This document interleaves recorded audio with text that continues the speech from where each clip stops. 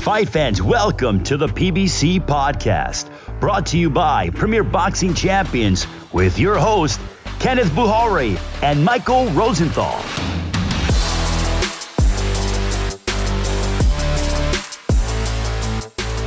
Welcome everyone to the PBC Podcast. I'm Kenneth Bouhairie. And I'm Michael Rosenthal, editor of USA Today's Boxing Junkie. Thank you, as always, for tuning in. This week, we've got Stephen Breadman Edwards joining us. Also, there was a lot of action last weekend, and we're going to examine it all during the weekend review. Plus, a little later in the show, in this week's toe-to-toe segment, Mike and I will list our 5 best pure boxers of the 21st century. But first, he is the new trainer of Caleb Plant, the longtime trainer of Julian Williams, Karan Davis, Zachary Ochoa, and others. Plus, his mailbag, the daily bread mailbag on BoxingScene.com, is unquestionably the best in the sport. Trainer and boxing sage, Stephen Breadman Edwards. Breadman, first things first, how are you and your family doing? Everybody's great, man. Thanks for asking. Now, I've seen your 11-year-old daughter. She seems like an amazing athlete, a track star. And I got to ask, where did she get that from? Did she get that from you or? Honestly, every parent would like to say that the kids get it from them. I think she got it from a combination of me and her mom. Okay. I'm 6'3", but she's pretty tall to be a girl. She's about 5'2" already. I could run. I had a pretty good set of lungs on me, and her mom was a good sprinter, for like at the CYO level, and her mom played point guard in college, so we both athletic. I was a good high school basketball player, could run pretty good, and then she's just like a souped up version of both of us. Wow. That's so cool. Breadman, so I'm a former track guy, and I'm still a big fan of track and field. What event or events does she take part in? She runs the 1, the 2, and the 4. So as a track guy, wow, what times that would be good times. Her PR in the 1 is a 13:06. Oh my God, her PR in the 2 is a 26:09. That's impressive. And her PR in the 4 is a 57:61. Maybe I'm stating something that you already know, but she's got a big future. Yeah. Listen, she almost set the national record in the 4, and she's broken every CYO record in her age group in our area. She's completely shattered them. This year she broke her own records in her age group because she's a talented kid, man. I don't want to get too far ahead of myself because you know how that can go. Sometimes kids they peak out early, but so far as of right now, she's a really talented kid. That's awesome. I'm going to follow her exploit. So back to boxing. So you're currently in Vegas training Caleb Plant. Has it been difficult to be in camp and away from the family in Philadelphia? You know what? It's been an expense because one of the things that I told Caleb in his life that I could agree to train him, but I got to be able to go home on the weekends to see my children. And I also want to be able to go home to, if my other fighters have fights, they working with assistant trainers, but I want to be able to go work their corners for their fights. So they were both good with that. So,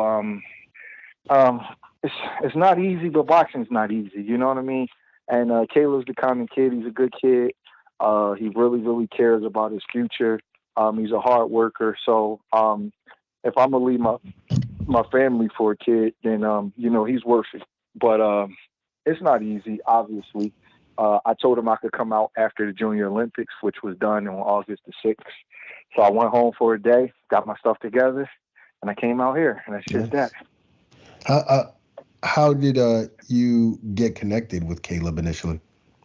When you're working, when you have guys with a similar promoter and you guys are fighting on the same cards, you form a relationship because everybody's staying in the same hotels. Right. You're at the weigh-ins together. You're in the lobby together. It's just one of those things. So I knew Caleb for a very long time. I known him since he turned pro. he's been with PBC the whole entire time. He's fought on a few of Julian's undercards, so we were cool just for a good while. And we've always talked about boxing. We always had a mutual admiration and respect for each other. And then when, after his last fight, he reached out to me, and, I came out to Vegas and we worked out for a week. And then he came to Philly a couple of times. We wanted to make sure that, we had the correct chemistry and everything. We would be on the same accord, as far as, our beliefs and, how to do certain things. And it was all good. He was all in and I was all in. We worked out a deal, and I just told him what I told you guys, like, I will have to go home on weekends because I can't go 8 weeks without seeing my children. Right. And I don't want to, my other fighters to feel like I'm abandoning them. So when they got fights, I got to be able to go to their fights. Right. And, and they were cool with it. And that was just that. So after the Junior Olympics, I came out here. What has it been like to work with him? What were your first impressions? He's extremely hard worker. Like, he goes all the way there. Like, he don't have no cruise gear. Very disciplined. And even though he's accomplished a lot and made a lot of money, when you talk to him, you still like talking to a wide-eyed kid that wants to learn. Your mouth can lie, but your energy really can't lie. And I've been around fighters who got to the point where they felt like that, they knew everything, like they can't learn nothing anymore. Where he, when I got him, he was humble in a way of, like, he wanted to learn things. He was eager to learn things. He was eager to talk about things. He just had a different energy towards him. And even though he's 30 years old, that's the kind of energy you need to get better. Because if you feel like your cup is filled up, you're not going to take nothing in it. And he's not like that. So it's a pleasure to work with him. I know that's probably cliche, but he's very easy to work with, and it's a pleasure to work with him. We've had 0 head bumps. We've had 0 lack of communication, 0 like me having to discipline him or get pissed off with him. It's nothing like that. You know what I mean? It's, if I ask him to do something, he just does it. He has a sense of humor, and, he talks a little bit of stuff, but that's just every fight. Every fighter has a little ego. But other than that, he's a pleasure to work with. He's very easy to work with. What, in terms of his ability, what stands out? One of the reasons why I felt like I wanted to train him is because I still feel like he has an upside. He only has 22 fights. Right. And I feel like it was things that he hasn't tapped into yet. He's a lot stronger than people realize. He's not feather-fisted. They say he is, but he's not. He's not feather-fisted at all. He can punch, especially with the left hand. He has incredibly fast feet. Maybe the fastest feet you're going to see at a 168-pounder. He's, a lot of white guys are known for being athletic, but he's actually athletic, very athletic. He can fight, man. I got a really good guy here. This is not fluff. This is not some unathletic guy that's a project. Caleb Plant has the talent to go to the Hall of Fame one day. He's a really, really talented kid. He's athletic, and the cool thing is like I said, he got a lot of untapped potential because just different regions, they fight different ways. And he grew up in Tennessee, learning how to fight a certain way. So I've been able to show him some things that we do in the fight capital of the world, in my opinion, in Philadelphia, to just add some layers to his game. And I'm telling you, man, he has a lot of potential. And I know that's like, it doesn't sound right maybe saying that about a 30-year-old fighter, but he really does, man. He has a huge upside. That's interesting. So he's fighting Anthony Dirrell on October 15 on Fox Sports pay-per-view. Give us your thoughts on Dirrell as an opponent. Obviously, he's not an easy opponent. No, it's not an easy comeback opponent coming off a loss. Anytime you're coming off of a loss, you got to be very careful because it can be some residual effect of what happened in the fight that you lost. Dirrell's a good puncher, has good balance, switches from southpaw to orthodox. He's a tough guy. He's very experienced. He's been around. And he seems to have a disdain for Caleb, which, is a heck of a motivation when you're talking about training. So, me personally, I'm taking this fight super serious. This is a real fight, and this is a very serious challenge. I went up against Anthony Dirrell, one of my fighters, before. So I know he's a good fighter, and I got a lot of respect for him. Yeah. What were you just alluded to this. What were your thoughts on Caleb's performance against Canelo Alvarez last November? Honestly, I thought he could have did better. I thought he left a little bit of food on the table. We talked about it, and he told me what he thought went wrong. I thought he performed admirably. I thought the scorecards were wider than what they than what the official. I mean, they were closer than what the official scorecards was. I thought Canelo was just maybe slightly winning going into the last round, but it wasn't, anything significant. I thought Caleb won his share of rounds. I think that, down the stretch, there were some things that he could have did a little bit differently, and with experience and with being there before, sometimes you got to go through it in order to get through it. And, Canelo is the big leagues. He's a great fighter. He's an all-time great fighter. He's a Hall of Famer. And, he just introduced Caleb to a level that Caleb hadn't been before. And I think the next time Caleb goes through that, he's going to understand what it's like to be in there and have to be alert, have to process that fast, have to be under that kind of, that kind of pressure from a fighter at that level. And I think he's going to respond better the second time that he goes through it. But I thought he did good. I'm not going to lie because I'm training him and say I thought he did great. I didn't think he fought great. I thought he fought good, and he could have fought better. But the thing is, taking a loss, it depends on how you look at it, how you get over it. If you do the best you can and you give it all you got and the guy still kicks your ass, it's kind of like, all right, well, nothing I can do. I did the best I could. But in this particular case, it's like there were some things that he could have done better. There were some things that he said went wrong in training camp. There were some things that he probably could do better. So going into the next fight, it'll give you confidence in that aspect. It's always how you compartmentalize a loss, and as long as these guys are not falling into the pressures of social media and letting people make them, want to jump off of a cliff, it's just a night. You know what I mean? Really, you hear all of this stuff about mental health issues and stuff like that, what the fighters go through with losses. And, it's really how you compartmentalize it. It's like, if you literally think about it in this way, listen, man, it's 365 days in a year.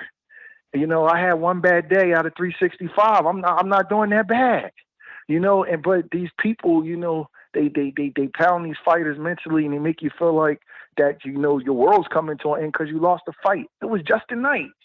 That's all it was. That's how you got to look at it. It was just a night. And, that's what I told him. It's just one of those nights. We'll get it back. And you can't let the opinions of others affect your opinion of yourself, or it's going to lower your self-esteem. And, he'll do better the next time. It's just like that. You move past it, man. You don't dwell on something like that. Now, in the main event, we've got Deontay Wilder, the former heavyweight champion, returning to face Robert-Helenius. Give us your thoughts on that matchup. I'm a big Deontay Wilder guy. I've said that Deontay Wilder is possibly a Hall of Famer because of his 10 title defenses. People are like, oh, you crazy. He's not that. He's a bum. And I'm like, you guys are crazy. He's not a bum, man. He might not be the most technically proficient fighter, but Deontay Wilder, the sum of his parts, the sum of him, his sum total outweighs his parts, because of his speed and his athleticism and his power and his determination and things like that. It might outweigh what he may not be the most technically proficient fighter in the world. I think it's a tough fight coming off of a loss because Deontay is, I guess, 35 or 36, and he was stopped, pretty badly by Tyson Fury. So you always have to think about that. And Helenius is on a hot streak. But from what I know about Deontay Wilder, he'll probably win by knockout in a shootout. That's just the kind of guy he is. He seems to, besides Tyson Fury fight, he seems to rise to the occasion. And, like I said, that's when even though he lost to Tyson Fury, he took Tyson Fury to hell. If you hear Tyson Fury's comments about that fight, he's talking about retiring and losing his memory and having all kind of knots and stuff on his head. Yeah. So Deontay Wilder's no joke, man. I expect him to beat Helenius in a good fight, but Helenius is on his best career run with his wins over Adam Kalinacki. So I don't expect him to be a pushover, but I don't think he can beat Deontay. What did you think of Deontay's performance in that third Fury fight? I mean, going from the second fight to the third fight, what did you see different? What did you think overall? I thought he fought much better than he did the second fight. I still think that the first fight was his best performance. I don't like to criticize fighters who I don't work with, but I never understood why he wanted to be so heavy. I thought one of his biggest attributes was his speed. And even though he was giving up weight, I felt like that his speed and his ability to deliver punches where the other guys couldn't react to him was his biggest asset. And when he was like 210, 211 pounds, he was hitting Tyson Fury with shots Fury couldn't see. And I think Deontay was noticeably slower in the second two fights. I thought in the third fight, though, he had a good game plan. He was trying to jab Fury to the chest and his body. He showed a lot of determination. He was hurt badly several times, but he fought a good fight. Again, he's fighting a great fighter. And sometimes, man, you just got to just tip your hat and just give the other guy credit. I'm like, you know what, man? You beat me, just as a winner and a loser to a fight. And Tyson Fury is just a little bit better. I thought Deontay ran out of gas a little bit. I don't know if it's because of the weight or what, but I thought he ran out of gas a little bit. And, and Fury was able to take advantage of it. But Deontay Wilder has nothing to be ashamed of, man. When you fight your heart out like that, you can hold your head, you can hold your chin up, because he fought a hell of a fight. Tyson Fury had to really, we call it going there. He had to go there to win that fight. I thought it was a good performance, man. He just didn't win. Sometimes it's just like that, but again, I don't want to critique him, but I just think he's better when he's in the lower 220s or high 210s. He just seems faster and sharper to me. And it seems like that he gives up his advantages when he tries to be like heavy, because he's not as fast anymore. And it seems to compromise his stamina because you're lugging around more weight when you do that. So that's just my observation. Makes sense. Speaking of heavyweights, we've got a pretty good matchup on September 4th. Andy Ruiz Jr. versus Ruiz-Ortiz. Give us your thoughts on that matchup. If I had to pick, it looks like an even fight on paper, but I think Ruiz-Ortiz has the advantage. He has that Cuban style. It kind of ages well because they can fight a relaxed fight, and they kind of could discipline you with, most of them are southpaws. They could discipline you with the straight left hand and kind of keep you at bay. And it's hard to make one of them fight at a pace they aren't comfortable with. Ruiz will have to put a lot of pressure on him to make him uncomfortable. But when you're putting the pressure on him, you're taking the chance of getting yourself knocked out because he has a big punch. So if I had to guess, it's a tough fight, but I would, dealing with the age and things like that and with inactivity, there's a lot of things that factor. But if gun to my head, if I had to bet, I would take Ruiz-Ortiz to win the fight. Wow. One more heavyweight question. We just saw Alexander Usyk just beat Anthony Joshua again. In your opinion, who wins the undisputed match between Usyk and Tyson Fury? First off, Alexander Usyk is a great fighter. Yeah. A great fighter. Sometimes, I got a saying, great fighters are great when everybody's looking. They may not be great every time out, but they're as good as they need to be. And they're great when they have to be. And he shows up when he needs to show up. And he takes his game to the level that he needs to take his game to. And if you saw him against Chaz Witherspoon and Derek Chisora, he gave in C-plus performances. Then he goes in there with Anthony Joshua, who has high pedigree and one of the top guys in the division. And he just, he beats him the same way 2 times in a row. He's just a great fighter. That 10th and 11th and 12th round was just beautiful to me, man. Just to raise his game like that after being hurt in the 9th. He just took the controversy out of the fight. It's hard to pick him against Tyson Fury, because Tyson Fury has some of the same assets that he has, where they have the ability, they have like that crazy personality, but inside a boxing ring, they have the ability to lock in. They have the ability to really, really focus and overcome obstacles in a boxing ring.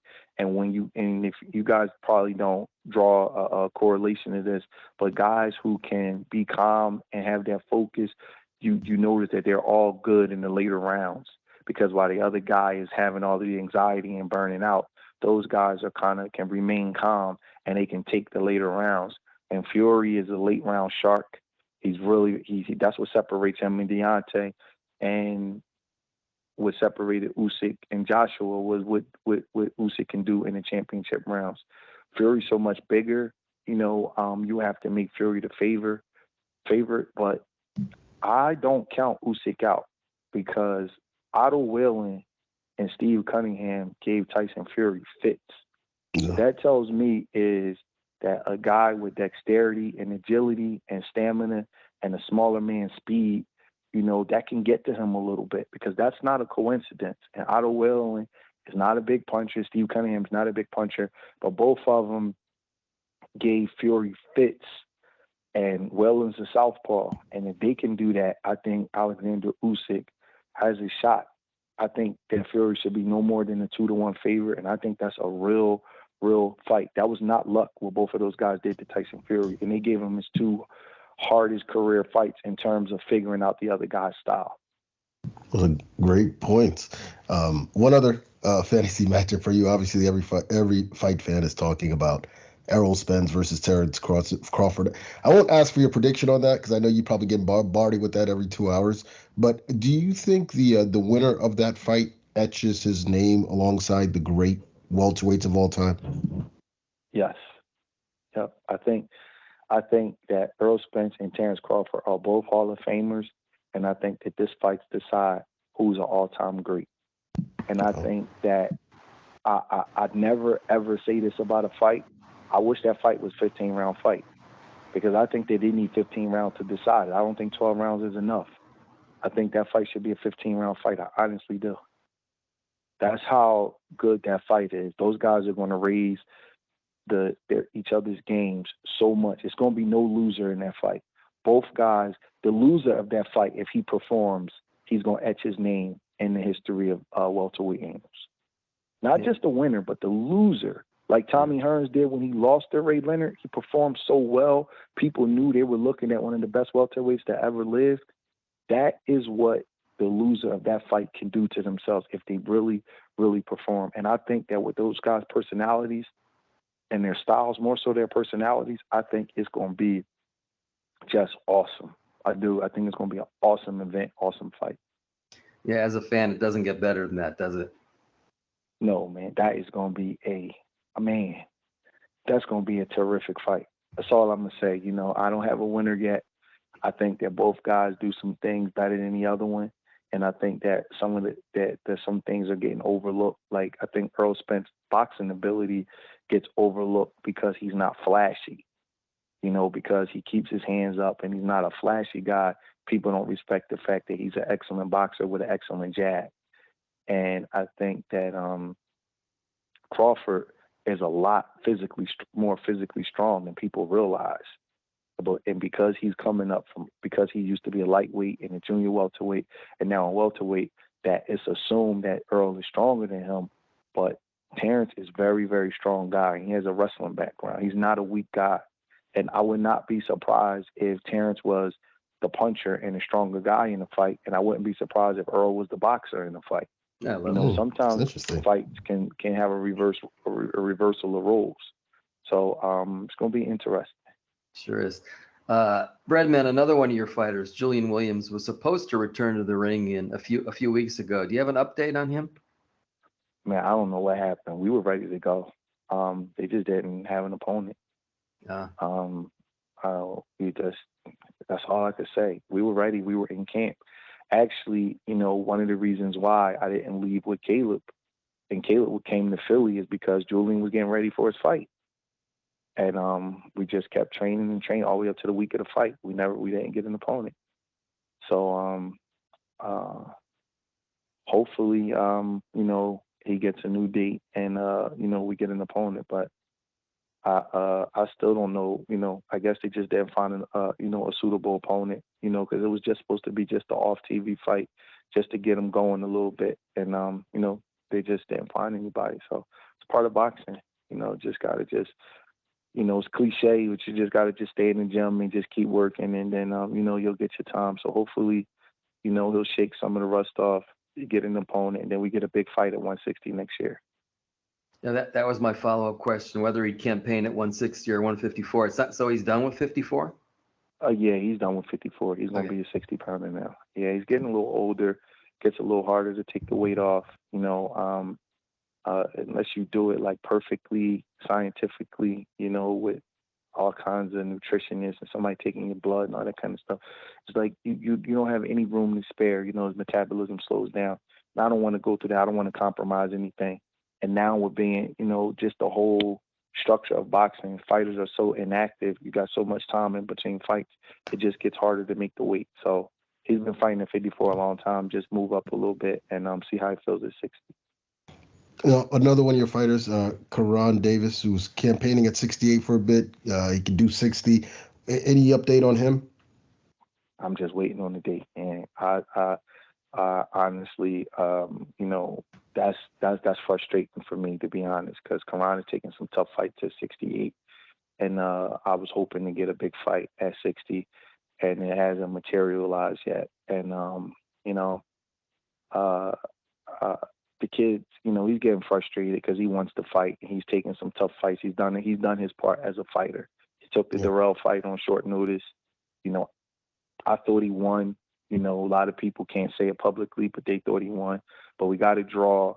A lot of people don't know he was coming off of COVID. He didn't complain, took the fight on short notice, and he did a great job. His first time going 12 rounds, he moved up in weight. And then the Benavidez fight, took that on 2 weeks' notice. And, I stopped that fight. He didn't stop. He would have tried to find a way to go the distance. Karan deserves a fight at 160, and that's all I'm going to say. He deserves a big fight. And hopefully he gets it. Boxing is not fair, but in a fair world, the kid deserves a fight. He's done what he was supposed to do. He went in there and he fought his heart out and he took tough fights and he did all of these things. And, he don't turn down no fights. So if you ever hear anybody say Karan Davis turned him down, it's a lie. He just haven't had no opportunities at 160. It's just as simple as that. Yeah. I was hoping to fight Darenchenko. It's a fight that I was willing to take even in New York, but we just couldn't get it. So I really don't know. Hopefully, he'll get something. Yeah, definitely. We hope so, because I like Karan. He's a really, really good fighter and following his career for a long time. Yeah, he's a good kid too, man. Yeah, always been impressed by him and impressed by this interview as well. Breadman, thank you as always for stopping by, talking to us. We look forward to hearing some more news from you, and obviously looking forward to seeing how Caleb looks on October 15th. Yep, thank you. I appreciate it. Labor Day weekend. Andy the Destroyer Ruiz Jr. headlines an epic night of fights. It's the man that wants it. The former champ squares off against Luis King Kong Ortiz. King Kong! In a highly anticipated all-out heavyweight brawl. Wow! And don't miss Mexican phenom Isaac Pitbull Cruz as he battles Eduardo Ramirez. Plus the return of Abner Mares and much more.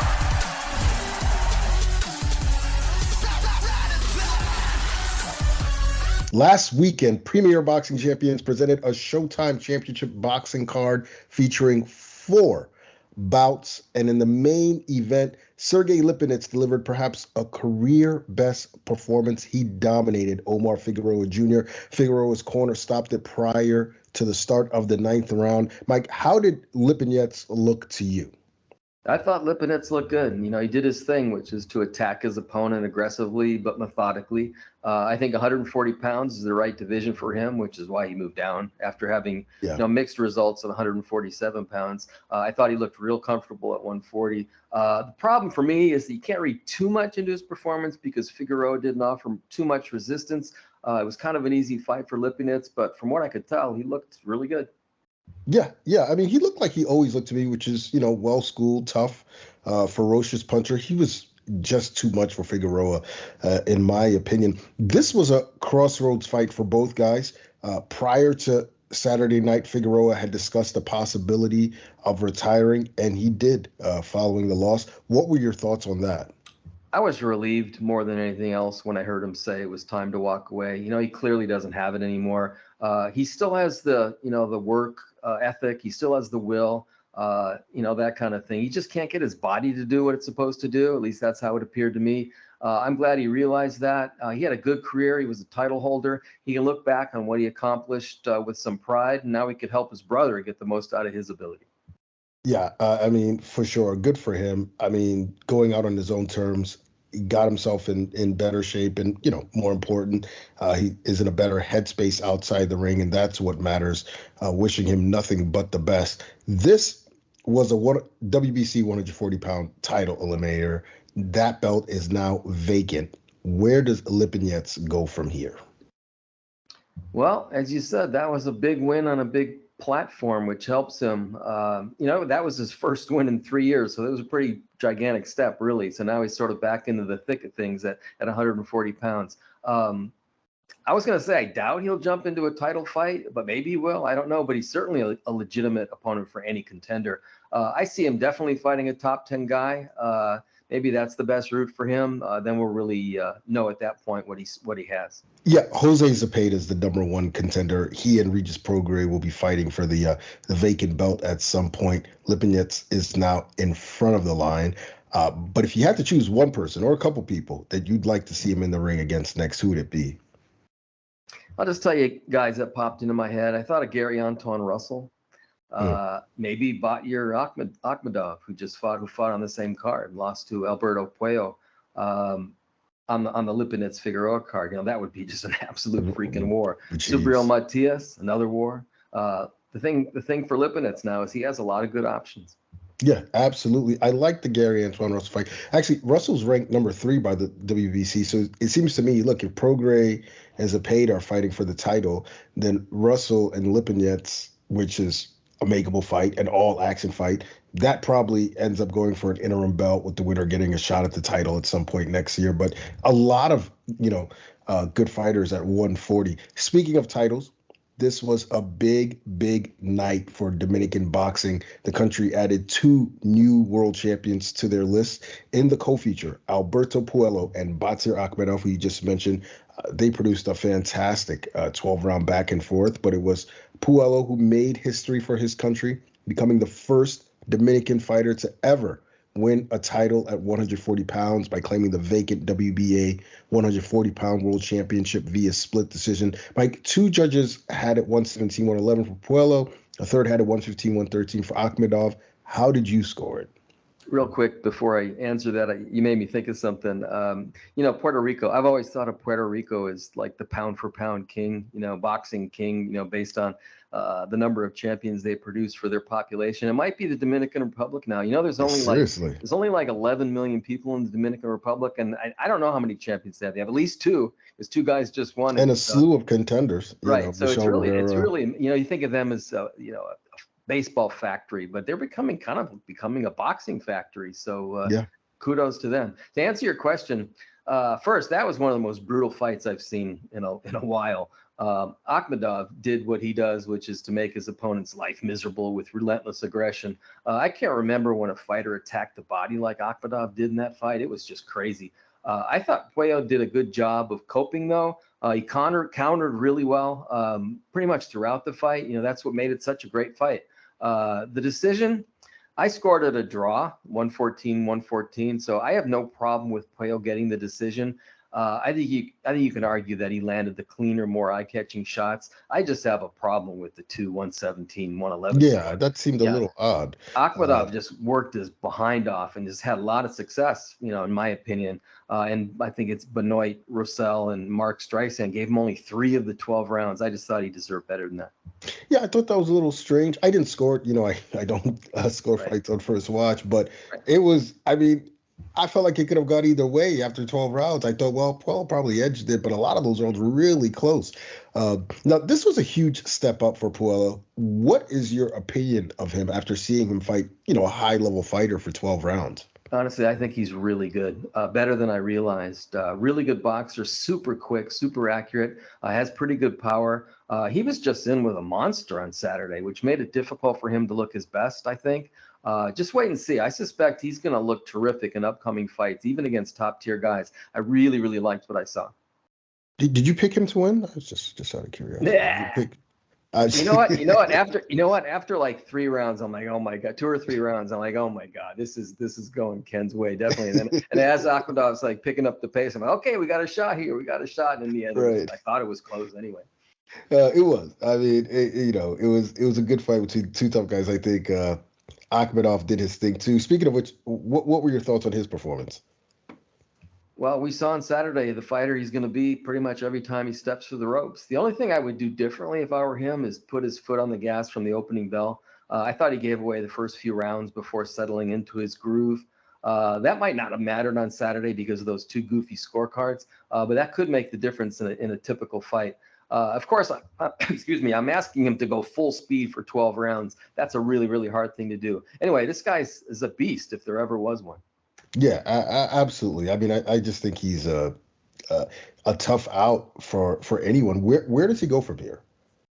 Well, he didn't get his hand raised when he arguably should have, but I don't think he took a step backward in that fight. He gave a tremendously gutsy performance, which made for a terrific fight. I'm sure his fan base today is larger than it was before that fight. I think he remains a legitimate opponent for any 140-pounder. Yeah. Again, I like an Akhmadov-Lipinets fight. I think that's the perfect matchup. Just all action. It'll be a blast, that fight. Yeah, absolutely. What about Puello? Who would you like to see him fight? I think he's just getting started. We saw what he could do in terms of ability on Saturday, and he revealed a toughness, a determination on Saturday that we might not have seen against another opponent. Yeah. That combination of natural gifts, skills, and durability could take him a long, long way. Yeah. As far as his next opponent, he's not going to be defending against his mandatory next, so he can pick and choose. Again, Gary Antoine Russell. I mean, that's a great fight. It's a big risk, but that's a great fight. Maybe that's too big of a challenge for a first defense, but I love it. The good thing for Puello is that he gets to decide now. So again, he's another guy that's in a really good position. Yeah, and he wasn't the only Dominican fighter to win big. What a year Hector Garcia is having.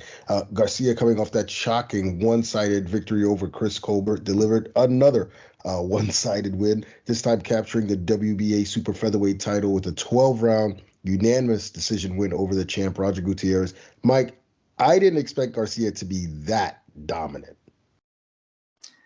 Yeah, I kind of thought the fight was 2 fights in one. I thought it was a good showcase for a special fighter in Garcia for about 8 rounds and a good entertaining fight for the last 4 rounds. Yeah. Mostly it was a platform for Garcia, though. What a great story that guy is. Yeah, he really is. Is he even better than we initially thought? Not really. I think this fight, was an opportunity to prove that his one-sided decision over Chris Colbert was no fluke, I guess. And I think he did that, but you can't beat Colbert like that unless you have something going on.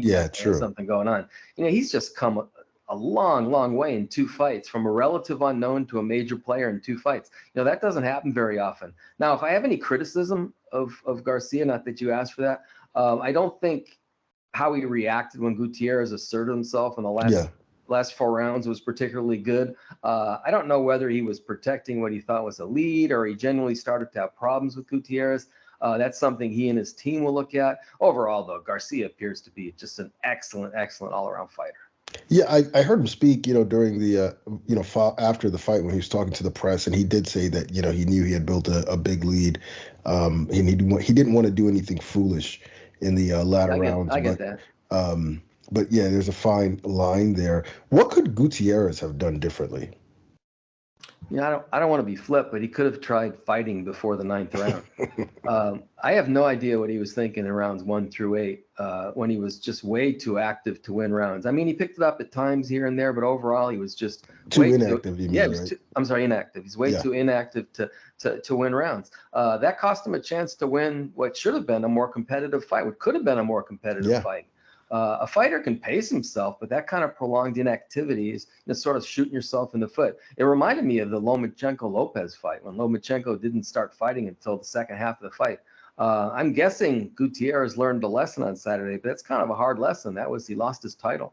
Yeah, seriously. What's next for Garcia? That depends on how big he and his team are thinking. They can defend against any contender they want now, pretty much. Lamont Roach was ranked right below him in the WBA ranking, so he's an option, I guess. Or they can follow the current trend and try to unify. He could target Joe Cordina, the former Olympian from the UK, who now holds the IBF belt. Or he can shoot for the moon, which is Shakur Stevenson, who That's who he said he wants. Okay, so there you go. I'm not sure that fight could be made, but damn, I would love It'd be to a see good that. one. Yeah, I would love to see that fight. Yeah. I don't blame you. That's a great fight. Now, in the televised opener, unbeaten 140-pounder Brandon Lee had to rise from a big knockdown to win a 10-round unanimous decision over a tough Will Madeira. Mike, that was a fierce right hand that floored Lee in the third round. How surprised were you? Well, you're always surprised when you see a big underdog do that to a rising young star like Lee. But stuff happens, right? He was lucky. He was really lucky in two regards. One, it happened toward the end of the round. I think Madeira might have stopped him if he had more time. And two, Madeira is a smaller guy with average power at best. The trajectory of Lee's career could easily have been changed radically at that moment. Yeah, for real. And I forgot that it was at the end of the round that he only had I think it was 18 seconds left or something like that. Well, what were your thoughts on how Lee recovered from it? Well, he recovered well, obviously. That's a testament to his resilience and his conditioning. I have a feeling that he's a kind of a fitness freak, because to bounce back as quickly as he did from that was pretty good. And then he just kind of went back to what he'd been doing, in round 4, and pretty much cruised to a victory that was easy, except for that one really, really bad moment. Yeah, I was impressed by how he bounced back from that. He handled it like a veteran. He cleared his head. He knew to clinch, went back to the jab, and as you said, then he dominated. But this was the first time we've seen him in any serious type of trouble. Did that change your opinion of him at all? No, I think Lee is a really good all-around fighter, or at least on his way to being that. He's shown us in his last few fights that he's not just a puncher. He's a good athlete who knows how to box. Remember, Madeira is a good boxer. And of course, Lee will always have that power. He didn't stop Madeira, but his punches are heavy, which take a toll on his opponents. All that said, obviously, he has to be more mindful of what's coming back at him. He admitted afterward that he got overconfident and was reckless. You can't be reckless against next-level opposition. You just can't, or something worse is going to happen. I'm guessing he will have learned the lesson from that. What about Madeira? What's your take on him? We saw that he's a capable all-around fighter. He was just in with a bigger, better guy. I'm assuming he moved up to 140 because he had trouble making 135. But he strikes me kind of as a small junior welterweight. Maybe he needs a few more fights to grow into the division, although he's 31 years old. I don't know what the future holds for him. Maybe he's destined to be just a competent opponent for top guys. But I do want to add something, though. He came really close to changing the trajectory of his career on Saturday night, and so maybe he has something big in him. Who knows? Yeah, absolutely. Based on what you saw, who should Lee face next? He's ranked by the IBF, so now he's officially a contender. I wouldn't rush him, though. He's still only 23. He's still developing, even though I think at this moment, I think he's a very good fighter. I'd fight a few more Will Madeiras if I were him or in his team. Then they could think about a top 10 guy, but maybe a fringe contender for one or two fights, and then see how he does, and then kind of go from there. Yeah, and there's so many good fighters. It's such a stacked division. I mean, I'll take him against anyone. I like him. Yeah, I like him. Really, yeah. I think there's a lot to work with there. Now, also this past weekend, Alexander Usyk and Anthony Joshua squared off yet again. The two first fought last year when Usyk took away Joshua's WBA, IBF, and WBO heavyweight straps, and this time Usyk retained those belts, beating Joshua by split decision. Mike, what were your thoughts on the fight? It was a good competitive fight, certainly more competitive than the first fight. I scored at 115, 113 for Usyk, but I thought it was another clear victory for him. He did what great fighters do. He withstood a spirited challenge from Joshua, which is what it was, in some difficult moments, particularly in round 9. Won the fight down the stretch. Winning the final 3 rounds on 2 cards, and 2 of the final 3 on the 3rd card. That's what great fighters do, and he's a great fighter. That guy's amazing. Yeah, he really is. For the first 6 rounds, so it felt like a little bit of a fencing match. Not that there was, that they weren't trying. But both of those guys weren't landing very clean, and it was a testament to how focused and committed they both were during the fight. They were both missing a lot. I think Usyk was doing a little bit more in certain rounds, but Joshua's body work stood out as well. But then it just picked up late, just like it did in the first fight. I thought Joshua was on the verge of stopping Usyk after the 9th, but Usyk once again had more in the tank over the last 3 rounds. I mean, he's just brilliant in the way he's a veteran in there. He's a dog in there, and he possesses the skills as well. To me, that was the difference in the bout. What was the difference in your opinion? Yeah, people talk about his skill set, which is off the charts, obviously. But he's also a tough guy. He's a really tough man. What was the difference in this bout? Joshua fought more aggressively than he did in the first bout, which many of us thought he had to have any chance of winning. I think he showed more determination in this fight. He really wanted to win, and he came pretty close to doing it. The problem for him, in my opinion, is that he still fought too tentatively, too carefully. I think he revealed his path to victory in round 9 when he stunned Usyk, with a few hard shots and followed up like he wanted to finish the fight. That's how he should have fought the entire fight. You're the bigger, stronger guy, and you could box. Impose your will on the other guy. Joshua he started to do it a little bit, just didn't do it enough, and he lost as a result. Yeah. And I don't know how hurt Usyk really was in that round. It's just so hard to tell with him. He's such a veteran. He's so good at hiding, pain. I think he was stunned. I thought so too. I think he had to gather himself, but I didn't think he was the way Joshua was acting. I guess Joshua did. You're right. He did what we wanted him to do, which was go for it for a minute. Yeah, exactly. Yeah. Now, afterward, there's been a lot of controversy about what happened. Joshua had something of an outburst. He grabbed the mic. He said a lot. He threw the belts out of the ring. He took Usyk's flag. There was just a lot going on after the bout with Joshua, and there's been a lot of chatter about it. What did you make of all that? I guess what I want to say is I was just really disappointed. I've questioned Joshua's mental toughness in the ring. I still do. But I always thought he was a classy guy. But to grab the microphone and go on that rant was both bizarre and wrong, in my opinion. That was Usyk's moment, not his. Usyk had just done something pretty spectacular, completing back-to-back victories over a guy like that. And Joshua sort of stole his moment, and then tossing the belts out of the ring. I don't even know what that was. I don't even know what that was. To his credit, he more or less apologized the next day, which I appreciate. But I'm not sure that I'm ever going to look at him quite the same again. Yeah, I mean, he had a moment, and weird moment. A lot of frustration. So I'm not sure what to think. I'm just reserving judgment from now, and we'll see what happens. Where does Joshua go from here? Well, let's assume for a second he doesn't retire, and I don't think he's going to retire. I imagine he'll get back to work after things settle down. He's still a viable opponent for anyone, obviously. Yeah. After all, he came pretty close to turning the tables on Usyk, which would have been a monumental victory. And who knows? And I had another thought. Maybe you could tell me what you think, but maybe the pressure will be off of him now going forward. Maybe he can just relax. That's a good point. Bit. Maybe he could just relax a little bit and have fun now, which doesn't seem to have been the case for him. And maybe that'll bring the best out in him. Just like now, it's just like, screw it. I'm just going to go out there and do my thing. And I don't really care what anybody thinks.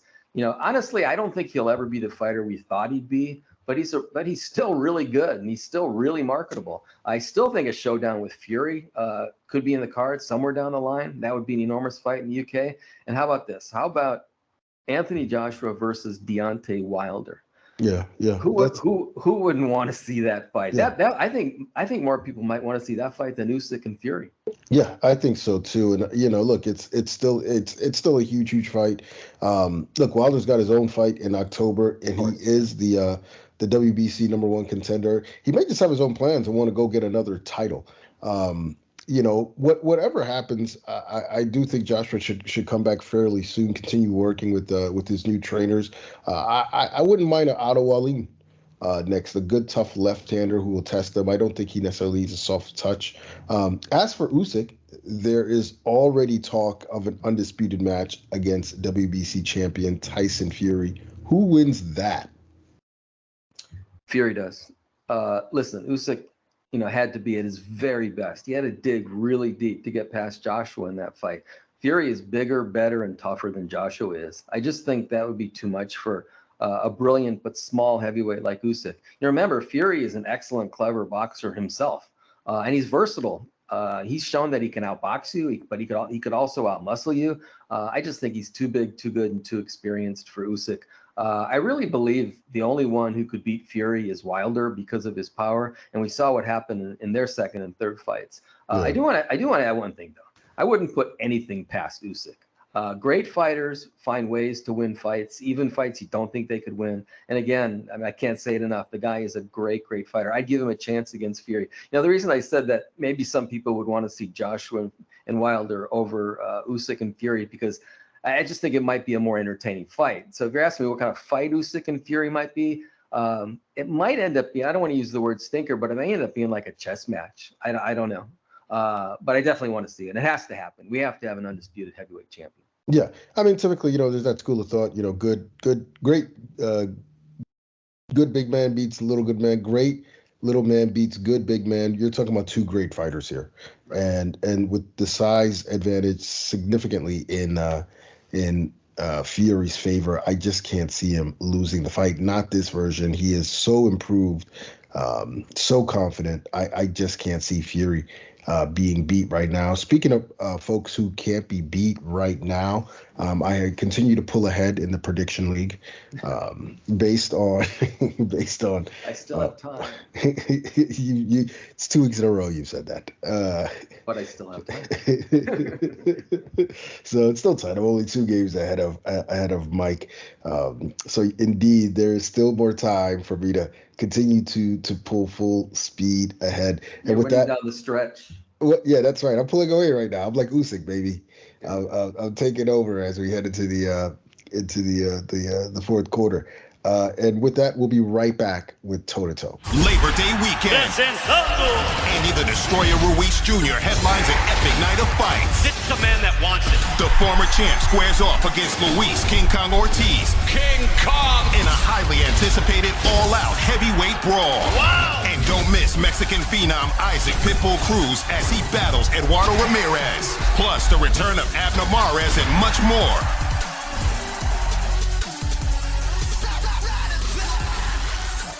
It's time for Mike and I to go toe to toe.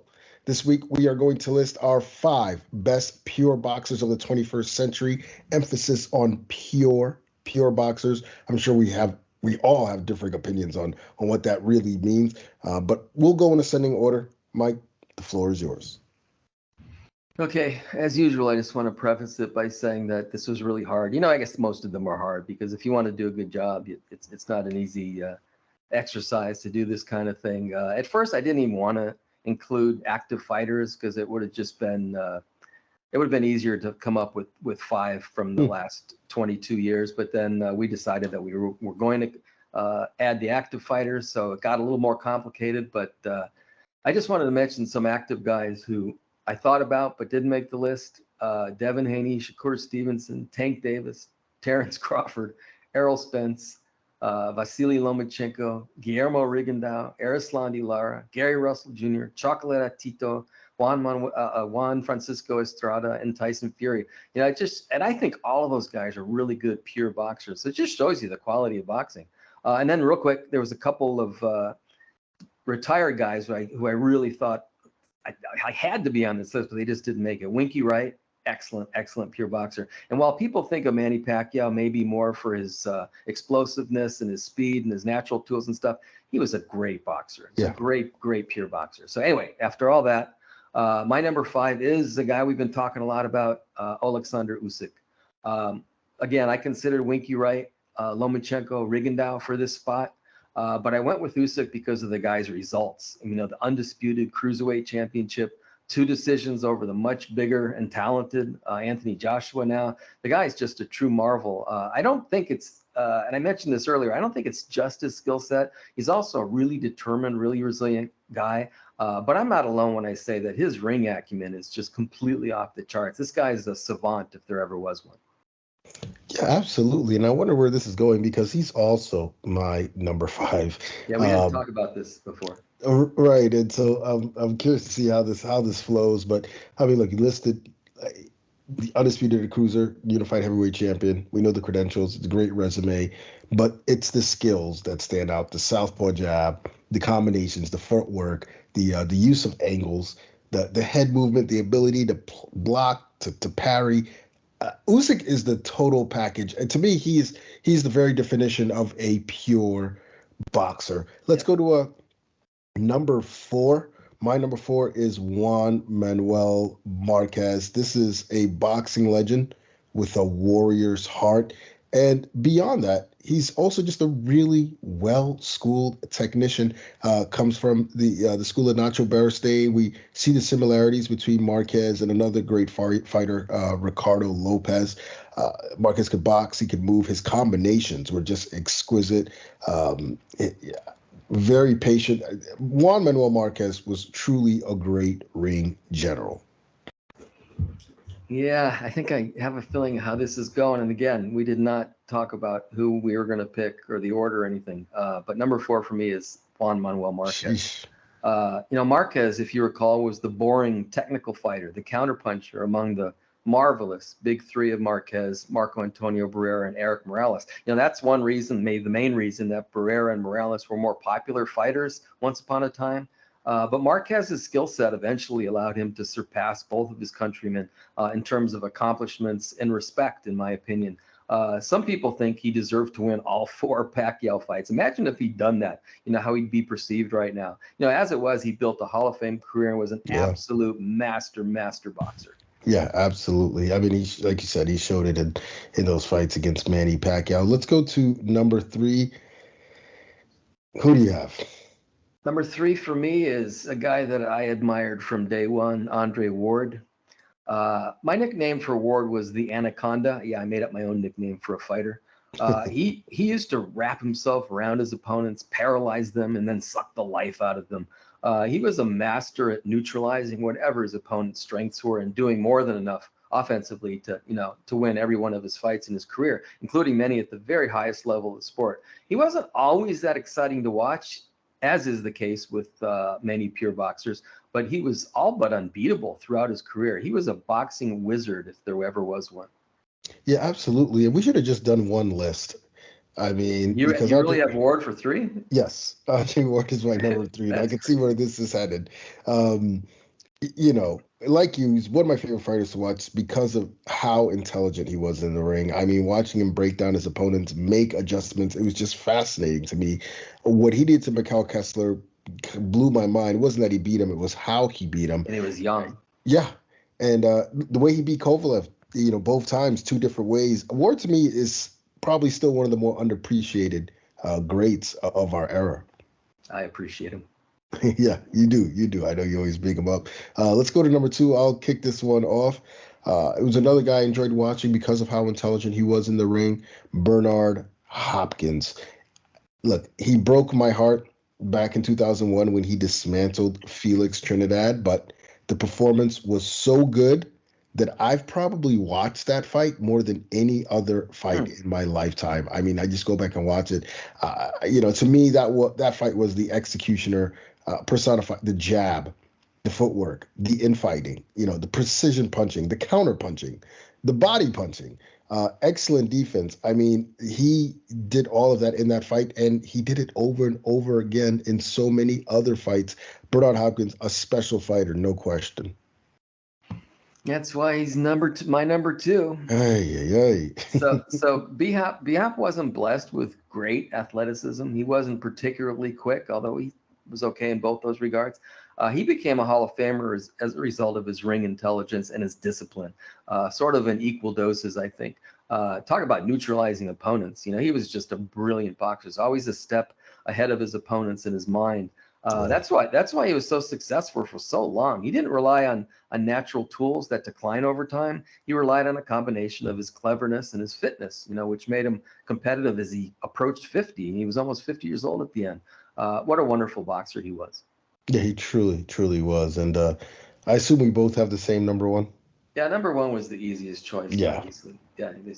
Did you want me to kick it off? I'll kick it off. Yeah, I mean, it was a no-brainer. I honestly, I think it would be a lot easier to list the things Floyd Mayweather doesn't do well. That's because that sheet of paper would be bare. Look, if you want boxing and moving, watch him against Marcos Maidana the second time, or Diego Corrales.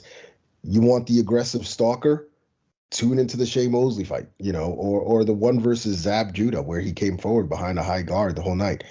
In fighting, you can watch both Jose Luis Castillo fights or the Jesus Chavez fight, or pop in the Arturo Gatti fight and watch him do it all. I mean, Floyd Mayweather not only could do everything inside the ring, but he did all of those things at the highest level, and that's why he's number one on my list. And that's why he's number one on my list. He's one of the best pure boxers of all time, particularly in terms of defense. He took an occasional shot. I always think of the shot that Shane Mosley landed, but he really was next to impossible to hit cleanly. I don't know what the CompuBox stats are, but I want to say opponents landed something like 15% of their punches against him. That's just insane. That's like a crazy low number. 1 out of 10, 1.5 out of 10 punches land. It was his unrivaled. We talk about ring acumen here. I mean, he's unrivaled ring acumen. And that shoulder roll, which no one has really been able to duplicate. Only he can really do it. And of course, he did more than enough offensively to win round after round after round for his entire career. He's arguably the best pure boxer of my lifetime. You might have to go back to a guy like Willie Pep to find his equal in that regard. That's how great this guy was in terms of his boxing ability. Do you think we see someone like that again? I'm not saying someone that great, but someone with that sort of style, that style? Kind of pure boxer, shoulder roll, that sort of thing. Is that from another era? No, you know what? I never say never when it comes to things like that. People ask me a lot, are we ever going to see another Ali? That's maybe the toughest one when you combine his ability and his personality and what he meant to society. But even that, I think at some point, somebody's going to come along and make a big impact. So answer your question, probably. But Mayweather really was certainly once in a generation, maybe once in a lifetime. Yeah, you're probably right. And with that is going to do it for this week's episode. We want to thank Stephen Breadman Edwards for joining us, and we want to thank you all for tuning in. Be sure to check us out next week for more boxing talk right here on the PBC Podcast.